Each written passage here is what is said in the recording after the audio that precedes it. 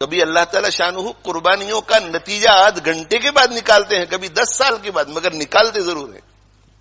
اس لیے کہ اللہ کا وعدہ ہے قرآن میں، وَلَا تَهِنُوا وَلَا تَحْزَنُوا، ہمت مت ہارو، جو بھی حالات تم پر آ جائے ہمت مت ہارو. وَلَا تَحْزَنُوا، غم مت کرو. اس لیے کہ ہمارا وعدہ ہے کہ وَأَنْتُمُ الْأَعْلَوْنَ، بلند تو تم ہی رہو گے. وَأَنْتُمْ، تم ہی بلند رہو گے. إِن كُنتُمْ تَعْلَمُونَ، إِن كُنتُم مُؤْمِنِينَ. بس مومن رہو، مومن رہو، دل میں اعتقاد صحیح اور عمل تمہارے صحیح. دل شکستہ نہ ہو اور غم نہ کرو، دل تمہارا ٹوٹے نہیں. دل شکستہ نہ ہو اور غم نہ کرو، تم ہی غالب رہو گے اگر مومن ہو.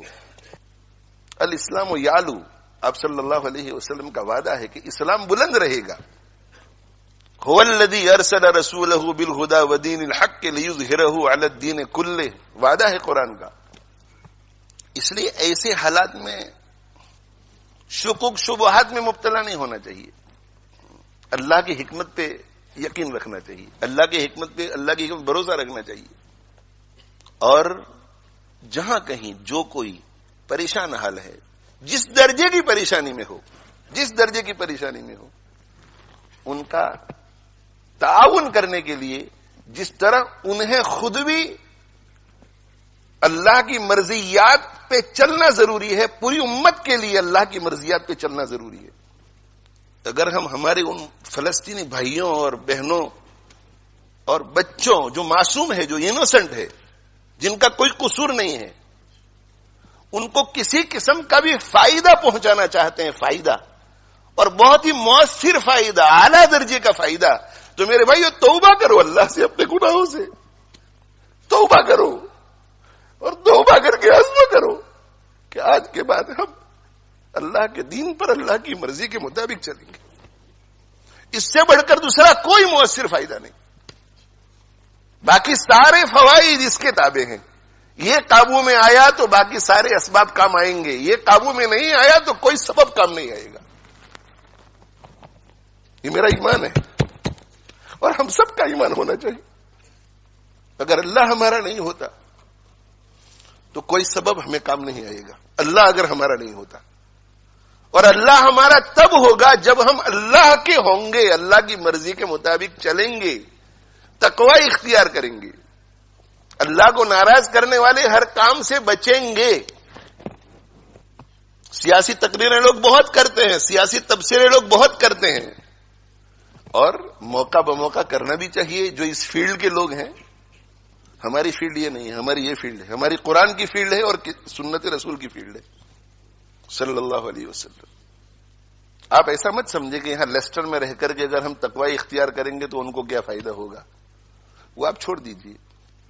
آپ قرآن اور حدیث پر، اللہ کے فرمان اور رسول اللہ صلی اللہ علیہ وسلم کی ارشاد پر یقین کر کے آنکھ بند کر کے کیجئے. پھر آپ دیکھو کہ اللہ تعالی شانہ اپنی قدرت کا مظاہرہ کیسے فرماتے ہیں. اللہ نہیں بدلا ہے، اللہ کا قانون بھی نہیں بدلا ہے. اللہ جیسے پہلے تھا آج بھی ویسا ہی ہے. اللہ کی حالت میں، اللہ کی شان میں کوئی فرق نہیں آتا. اللہ کے قانون میں، اللہ کے وعدوں میں کوئی فرق نہیں آتا. آج بھی ہو جو ابراہیم سا ایمان پیدا، آج بھی ہو جو ابراہیم سا ایمان پیدا، آگ کر سکتی ہے انداز گلستہ پیدا. آج بھی اگر ابراہیم علیہ الصلوۃ والسلام جیسا ایمان، ویسا یقین، ویسا بھروسہ اللہ پر، ویسا توکل، ویسا اعتماد ہو، اور ویسا تقوی ہو، ویسا صبر ہو، آج بھی ویسا ذکر ہو، زبانی ذکر بھی ہو، دل بھی جڑا ہوا ہو، آگ کر سکتی ہے انداز گلستہ پیدا. تو آگ باغ بن سکتی ہے آج بھی. اسے کہ اللہ کا قانون ایک ہی ہے. فضائے بدر پیدا کر، فرشتے تیری نصرت کو اتر سکتے ہیں گردوں میں، قطار اندر قطار اب بھی. فضائے بدر پیدا کر. فضائے بدر کیا تھی؟ فضائے بدر ایمان والی تھی، ایمان والی. فضائے بدر یقین والی تھی. فضائے بدر اخلاق حمیدہ والی تھی. فضائے بدر شکر والی تھی، صبر والی تھی. فضائے بدر تواضع والی تھی، تواضع والی. کتنی تواضع؟ اس قدر تواضع کہ اللہ تعالی شانہ نے فرما دیا تھا کہ ان کا پیچھا کرو تو بھی تمہاری جیت اور ان سے لڑو تو بھی تمہاری جیت، اس کے باوجود بھی سید المرسلین صلی اللہ علیہ وسلم نے گردن اونچی نہیں کی، بلکہ حضرت ابو بکر صدیق رضی اللہ عنہ فرماتے ہیں کہ ہاتھ پھیلا پھیلا کے اللہ سے عاجزی کر رہے تھے، عاجزی کر رہے تھے۔ فضائے بدر رجوع اللہ، رجوع اللہ۔ حضرت جی مولانا الیاس صاحب رحمۃ اللہ علیہ ارشاد فرمایا کرتے تھے کہ بندے کو رجوع اللہ اس طرح کرنا چاہیے جیسے ایک لولا، لنگڑا، اندھا، بہرا، گونگا کرے۔ ایک لولا، لنگڑا، بہرا، اندھا، گونگا، اس کو جب کوئی ضرورت پیش آ جائے تو وہ کتنا رجوع کرے گا اللہ کی طرف، کتنی عاجزی کرے گا، اس لیے کہ وہ جانتا ہے کہ میں چل نہیں سکتا، میں پکڑ نہیں سکتا، میں کسی کی بات سن نہیں سکتا، میں دیکھ نہیں سکتا، میں کسی کو پکار نہیں سکتا، اور مجھے بھوک لگی ہے، مجھے پیاس لگی ہے، اب میں کیا کروں؟ اس کا پورا بھروسہ اللہ پر ہوگا کہ اللہ ہی مجھے بچا سکتا ہے، اللہ ہی مجھے کھلا سکتا ہے، اللہ ہی مجھے پلا سکتا ہے۔ وہ کتنی آہو زاری کے ساتھ دعا کرے گا۔